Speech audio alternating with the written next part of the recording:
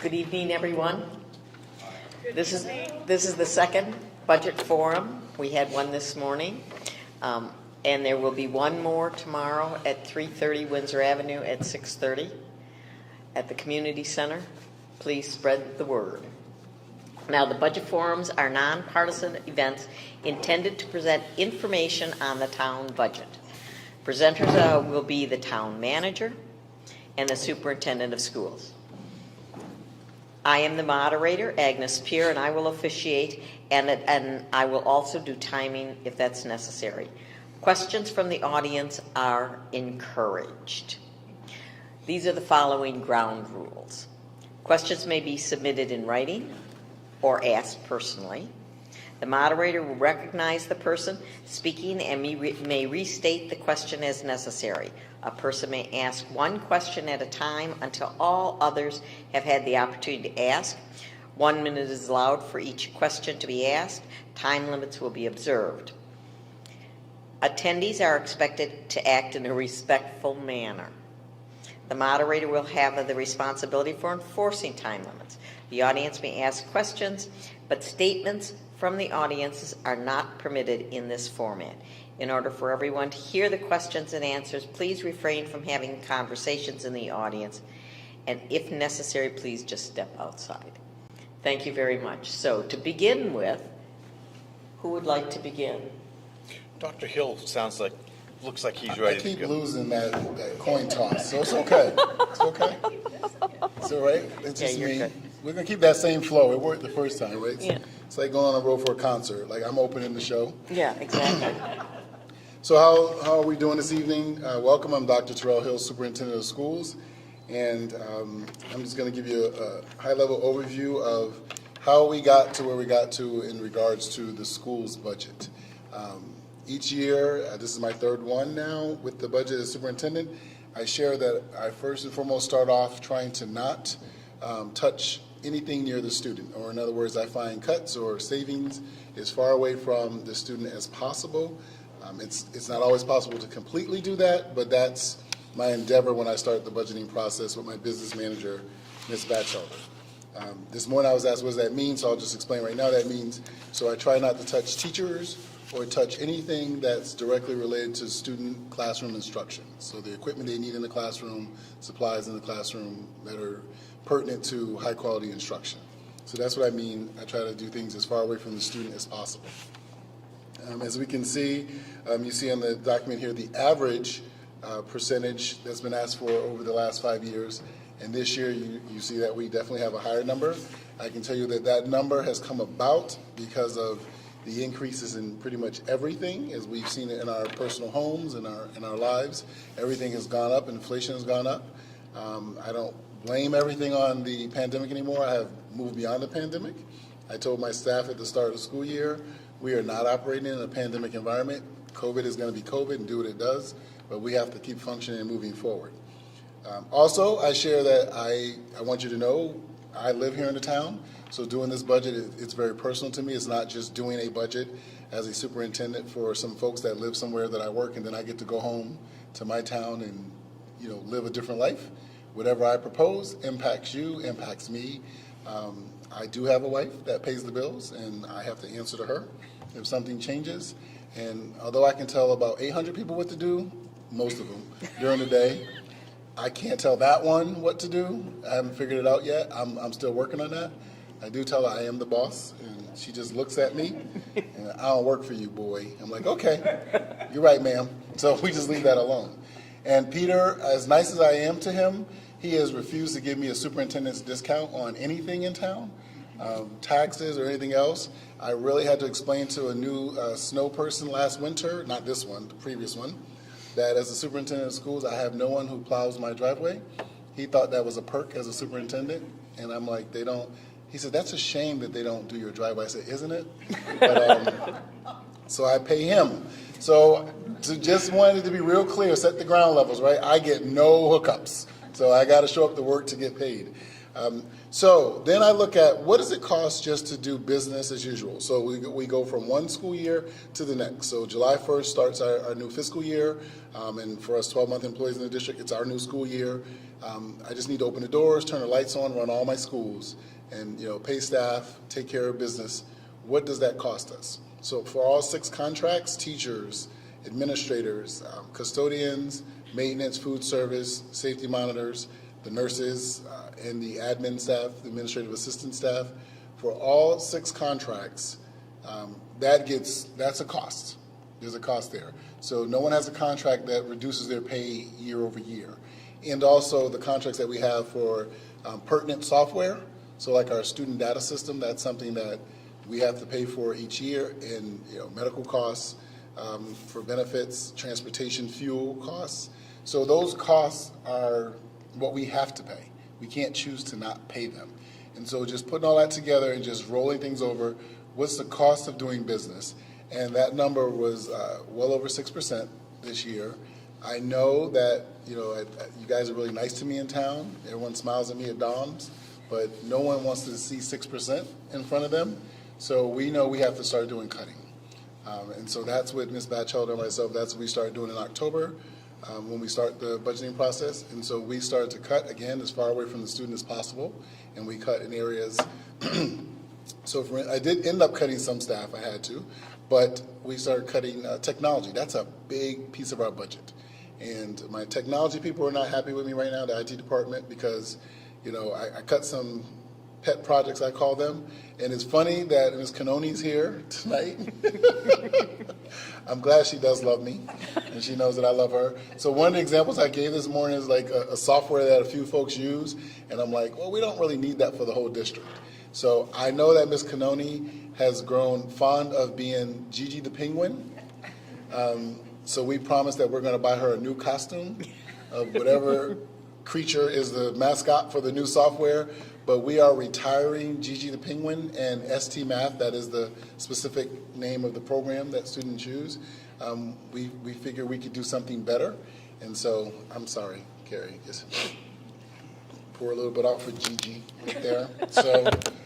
So those, in other software, so every $5,000 or $8,000 that we can save, and sometimes, $15,000, $20,000, in savings, we look for that. And in the IT area, software adds up really quickly. And a little secret, if you don't know, no software company keeps their price the same. Even if they don't change the software, I forgot to mention that this morning, even if they don't even change the software, they charge you more for it the next year. I have no idea how those costs could just go up so much when they're not changing anything, right? No one's moving faster, right? The penguin's not jumping higher, nothing's new. But they charge you more. So every year, everything goes up. So we cut there, and I'm going to cut an administrative position. We just called it certified in the budget. So I'm always looking. So everyone around me is nervous because they're like, what is he going to cut? I'm like, I have to do what I got to do in order for the town to be able to stomach the budget increase. So after all the cuts and the moving and the doing without, we came down to 4.84. And while that is a significantly higher number than in the 5 previous years, it's a number that is still very much on the low end when you look at other districts. The 40-plus superintendents just in the Hartford Area Superintendents Association, we have a spreadsheet that we share with our budget proposals. And I know that we are in the bottom 3 because most folks are well over 6%. So you see a lot of high 5s, over 6s, over 7s, and I know one that's over 11%. So it's everyone's in a different situation, but we're all in a pretty serious situation with regards to inflation. You do have a couple who are still in those 2s area, and I just want people to understand when you see that, you have to also understand what deals were made with that district in the years past, because there are some districts that will get a serious increase, and then they promise that they're going to be zeros for a couple of more years. So then you think, well, they did it. You just can't look at each year. You have to look at everything because people make all kinds of deals. So I felt like this was the best that we could get the budget down to without compromising, the instruction and what we produce here for Windsor Public Schools.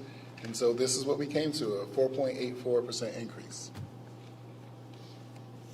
Thank you.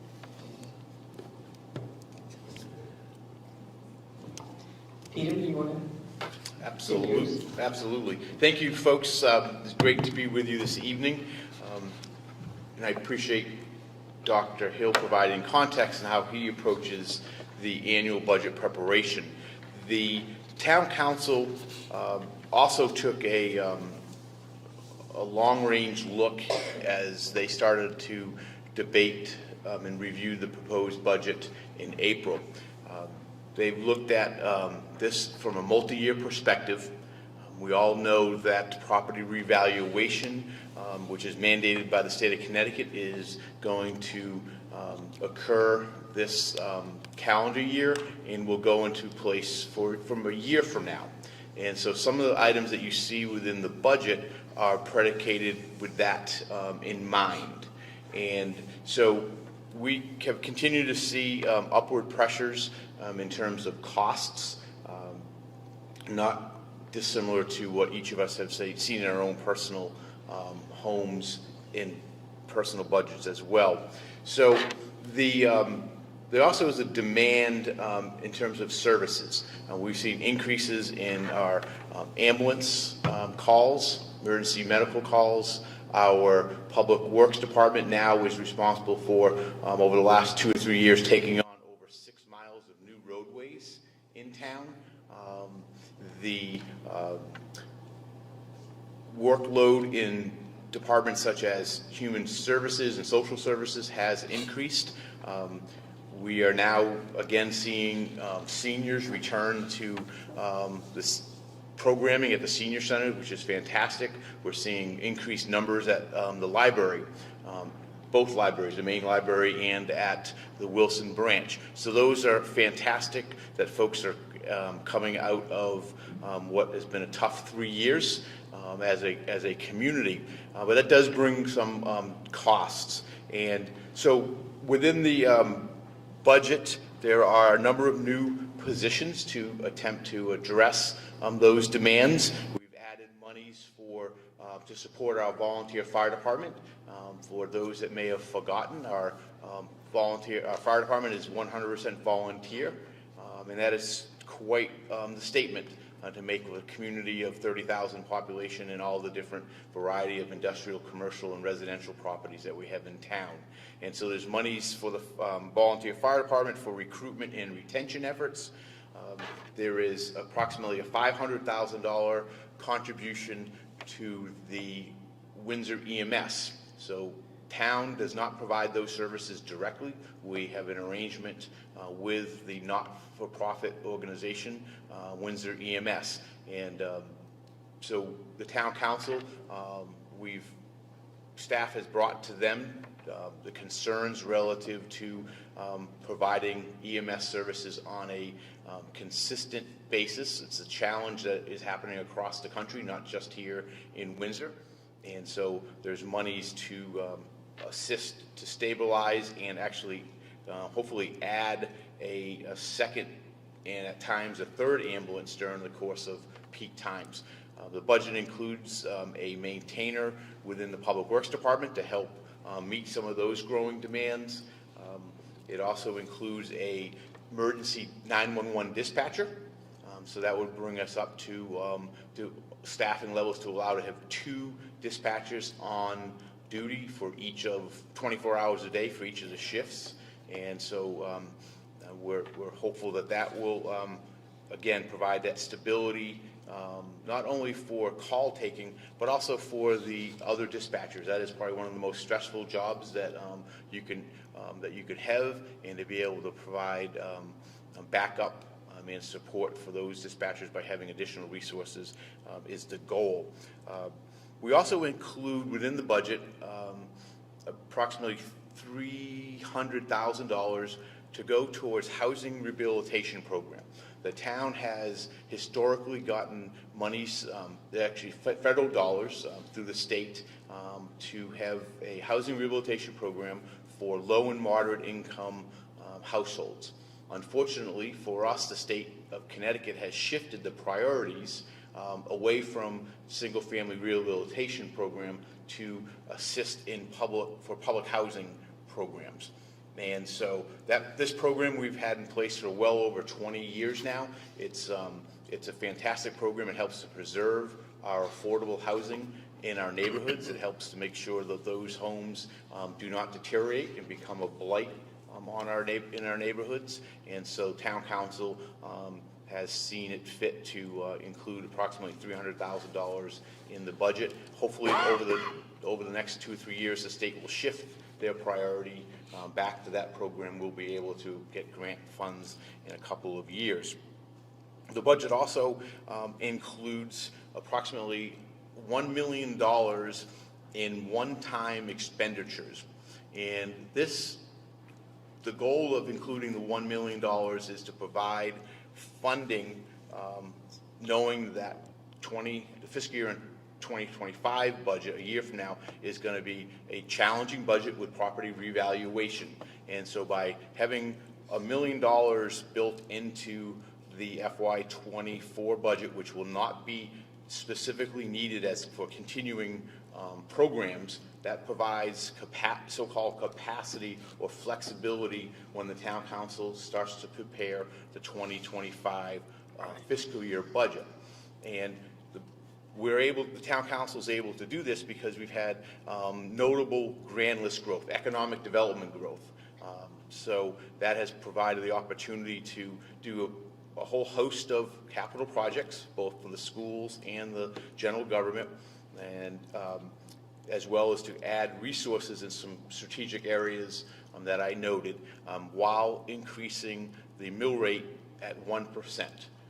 Over the last 15 years, on an average, year over year, the tax mill rate has changed, not including revaluation years, but for non-revaluation years, it's averaged at approximately 2%. And so some years it's been, maybe we've had a 3.25%. Other years we've had no increase whatsoever in our mill rate. So I appreciate the Town Council taking the time to look at this from a multi-year perspective.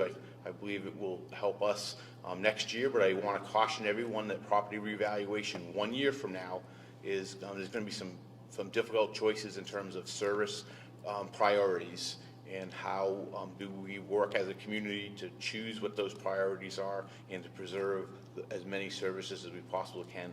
And I believe the budget for FY24 helps to set us up for some good choices in 25. And so with that, I'm going to turn it back to Agnes and we can take questions. Thank you, Peter. Thank you, Dr. Hill. We will now take questions. Any questions from the audience? Al? Peter, I know it's the smallest item in the budget, but what is the town doing for the Great Pond Improvement District? So Great Pond Improvement District is, for those that don't recall, that is a special taxing district, and to facilitate and assist the redevelopment of the former combustion engineering property at the west end of Day Hill Road. And so the arrangement that the Town Council approved approximately 10 years ago or so now, can't believe it's been 10 years, the 50% or half of the tax revenue that is generated by the economic development within the district, which is essentially the old combustion campus, is returned to the town's general fund, and the remaining 50% is provided to the improvement district to pay for the public infrastructure. It's not paying for the private infrastructure. It's paying for the roads, the multi-use paths in the development, the water and sewer lines, to facilitate that economic development that's occurring there. And if you haven't been taking a ride out there recently, it certainly is changing the landscape. There's over 230 residential apartments. They're building a industrial road to serve approximately 80 acres of industrial, about 140 acres of industrial land. And then there's room for additional development and growth over the course of the next 5, perhaps 10 years. And so certainly was in my estimation, a good move for the Town Planning and Zoning Commission to make that a number of years ago, to make it a mixed-use development. And so that's where you see the increase, and the increase year over year is because of that new economic development growth in private investment in that particular district. Another question? Any other questions? Marilyn? I have a question for Dr. Gill. On the decrease in teaching positions, you have 5 full-time positions that were decreased. Do we have a decreased student population? What happened with those 5? Thank you. So we looked at positions that where folks retired, so we minimize it. So even though we're decreasing, it didn't impact the students. Our population is not decreasing. It's lower than it was, I would say, when did I leave, like 10 years ago? But it hasn't decreased. So we're actually slowly picking up a few students, but nothing extreme. So we've stayed pretty consistent around that 3,200. But where we could increase class sizes a little bit more, and when folks say they're leaving, whether they've gone to another district or retire, we just won't replace that teacher in that position. So that's how we've been able to capture that FTE without impacting the students. So class sizes are going to go up a little bit, but I will say, because I know we're being recorded, that class sizes in Windsor are actually really low compared to a typical class size. Most classes in schools, and people think private schools are always tiny, they're not. And in public schools are well over 20 to 26 kids in a class. In Windsor, we're nowhere near that at any level of our schools. Most of our classrooms are somewhere in the neighborhood of 15 to 18. We have a few with 20 or 21, but most are 15 to 18. So all 5 FTEs are accounted by resignations? Or? No, they're not.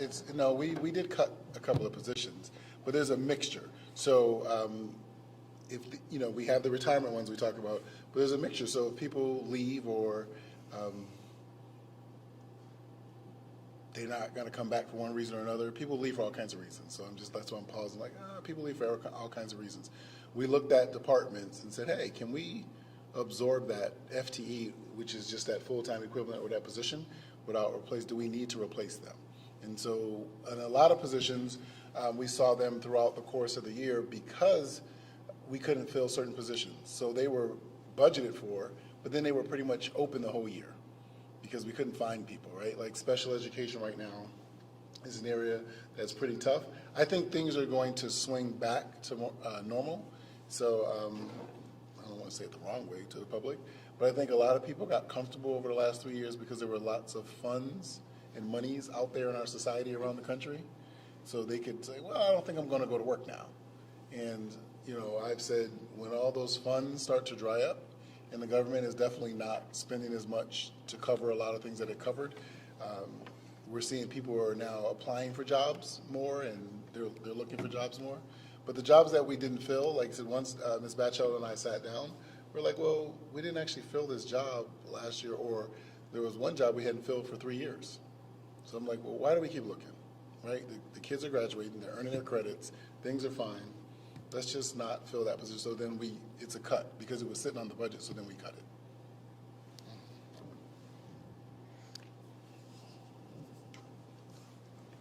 Can I ask, of that, was there any actual body that was cut? You mean like someone told to go? Or that, we no longer needed your position? So, no. Okay. Yeah, no. I don't think I told anybody. No. Could happen, Yeah, but you I need to do haven't told anyone yet, no, because we've been able to make it work. But there are, again, there are also, let me just explain this, because I was asked this after this morning's presentation. So a teacher who's not tenured, right? So that means they have not, and I want to make sure I say that word correctly, tenured, that's T-E-N-U-R-E with a D. It's not 10 years, just to be clear, because the way we say it, like kindergarten, it's a word we always mess up. It's tenure, and a teacher achieves tenure in Connecticut Public Schools after 4 consecutive years in a district, successful years. And people say, what does that mean? The long and the short of it is, they have a job with that district and they just can't be terminated very easily. Doesn't mean they can't be if they do something out of order or their teaching abilities begin to decline, but they have a job with that district. So when you do cuts, you'll be cutting other people before them. That's how that works. So folks who are not tenured, like, so we said, okay, so you know your job's not going to be renewed for next year. Many non-tenured teachers expect that. That goes before the board for the April meeting. And those teachers, they resign before you ever get to that point because no one wants to have a non-renewal sitting on their record. So they just resign. It's not a negative for them. It's just, it happens everywhere. And so that's how we've been operating. And I'm always looking for more ways to save, regardless of the budget and, you know, being passed by the Board of Ed, being pushed forward to a referendum from the town council. I'm always looking for savings. I know everyone in the town is looking for savings, right? Peter just gave us the great news about revaluation. So we know next year we can smile this year a little bit, but we all know next year we're going to be really upset. So someone asked me earlier, so what are you going to do for next year? Because you never get to live in the moment. I'm like, I'm already thinking. I have a whole spreadsheet with this batch elder that has a whole lot of red blocks. So it's contingencies. If people come back to me and say, I want you to cut down. So I'm always preparing for that. It's just the hard part of life. And we're always looking at what we have and what we don't have. I tell the administrators, don't get too comfortable until the town votes. You can breathe after next week if the town votes accordingly, but you never know what's going to happen. So don't get comfortable. And the folks who, you know, I look at positions and I'm like, we may decide we don't need that position, or sometimes we can, I tell people we can subsume one position into another. So I come from a business background first, so I'm more about the value added. If I can get one person to do two things, then why do I need two people? I know that's not the typical mindset of an educator, because they're like, well, we just need another, but I color and they do the stickers. I'm like, no, how about you color and do stickers, right? So that's my mentality. And you find people like that, and after a few people fuss, most of them are all fine. They understand. At this point, they know how Dr. Hill thinks. So most people will volunteer and tell me, I can do this too. They'll just come, that just adds value.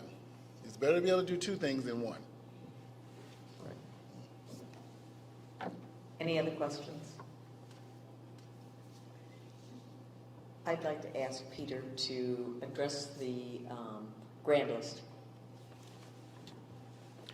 So the grand list, as I might have mentioned earlier, is consists of all of our taxable property in town. So it's residential property, it's commercial industrial property, as well as the value of all the automobiles and both commercial and owned commercially, as well as our own private vehicles. So that comprises the grand list.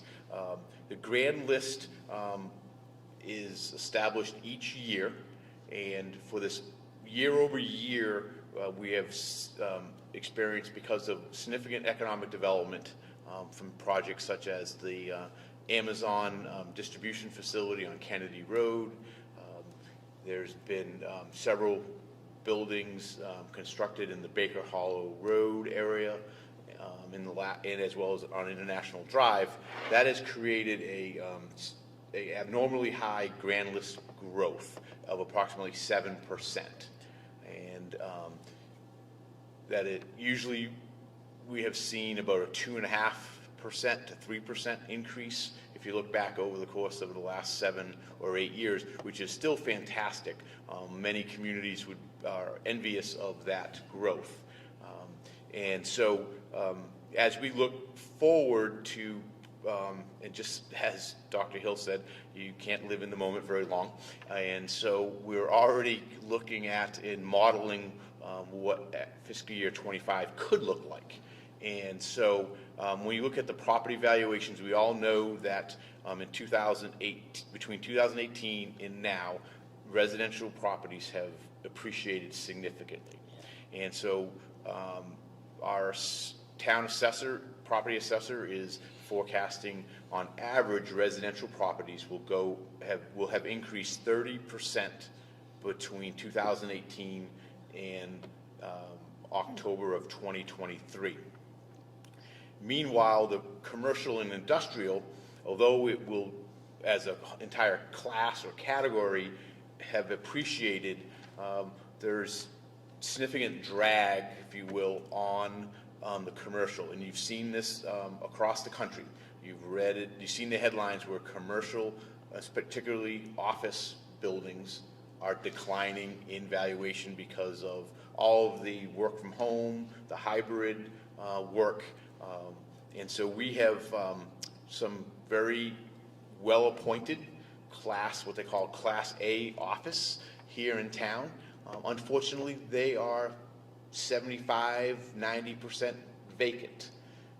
So when those get reassessed over the course of the summer into the fall, their value is going to drop significantly.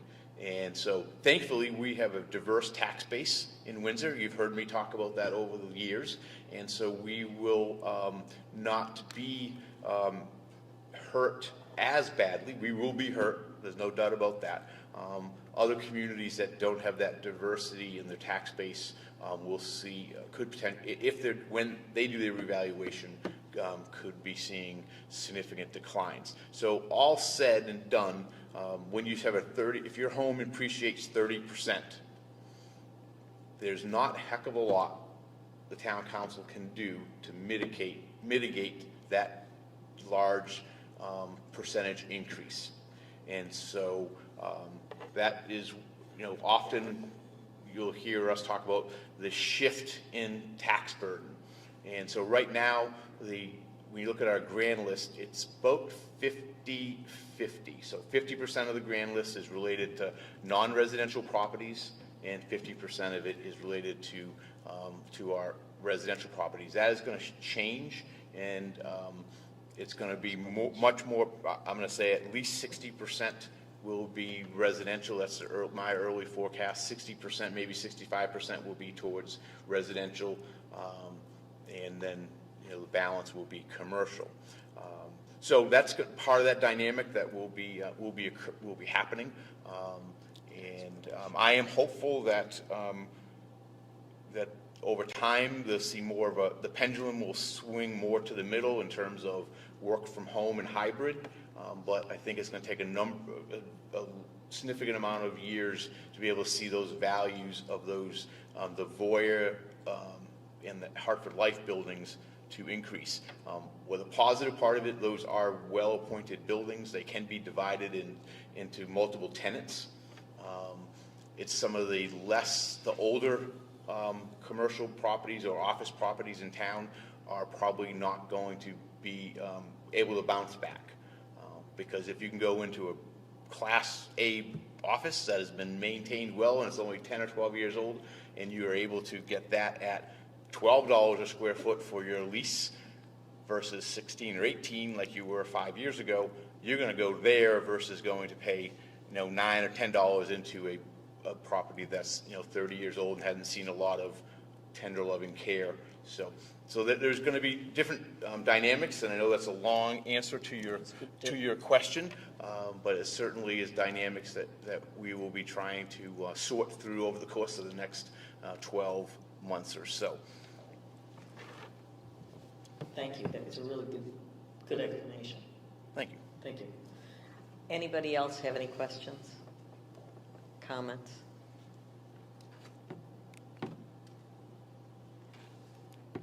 So, not seeing any. Do you have anything to say at the end? We'll begin with you. Peter, not just you, Peter. Well, Agnes, we've known each other for a lot of years, so you is perfectly fine. The budget, I believe, that the town council has put forth to the voters, I believe, is a responsible budget. I think as I mentioned earlier, they've taken a little bit of a longer view. They've added resources to the budget where I believe on the town side they need to be added.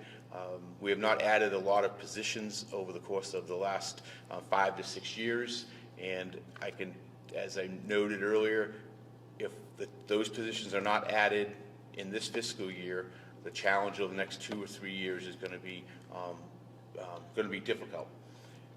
The town council also looked at how they could provide relief to certain segments of our community, and so they have increased the value for senior tax relief. So there's a program that is based upon income, and so seniors over 65 or persons that are disabled can qualify for some tax relief, and it's based upon income. So they've increased that dollar value compared to a year ago. They're also in the process of increasing the value for military veterans tax relief as well. So veterans that qualify by income, and I believe it's any household that has a veteran that is, I believe it's around $46,000 in adjusted income, right now they get about a $66 from the town. They get about a $66 break. The town council is working to move that all the way up to a $365 a year break just for folks that are military veterans that make up to approximately $46,000 or $47,000. So again, it's targeted at our most our lowest income veterans and our seniors, and so town council certainly recognizes the impact of real estate taxes on those folks. So they've incorporated that into the budget. There's a significant amount of information on the budget within the town's website, and I encourage folks to go to the town's website. We have what we call our tax calculator. You can go there and you'll be able to put in your address, and it will show the year-over-year increase. Approximately 85% of our residential properties will see less than a $70 increase. That 1% tax translates into approximately $70 or less for approximately 85% of our residential properties. So again, thank you to the League of Women Voters and to CT Votes for sponsoring these sessions, and thank you to WGTV, Win TV for again taping this and broadcasting it. Thank you, Agnes. Thank you, Peter.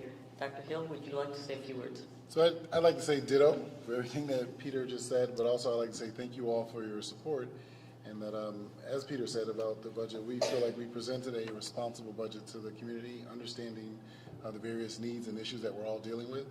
And as superintendent, I'll continue to look for ways for us to save, not just this year, but as we continue to move forward.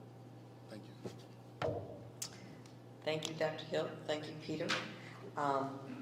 This series of forums is sponsored by the League of Women Voters and Windsor CT Votes. The purpose is to provide information to voters. These organizations do not support or endorse a position on the budget. They do support an informed electorate and encourage each citizen to vote on May 9th at the Budget Forum. There will be one more at the budget referendum on May 9th. There will be one more budget forum, and that's going to be at the Community Center at 330 Windsor Avenue. We appreciate that you came out tonight, and please spread the word. And if people have not been able to attend, this forum and also the one that was did this morning will be viewed, continually run on Win TV, and we thank them very much for taping it and then playing it. Thanks, everybody. Thank you, Agnes.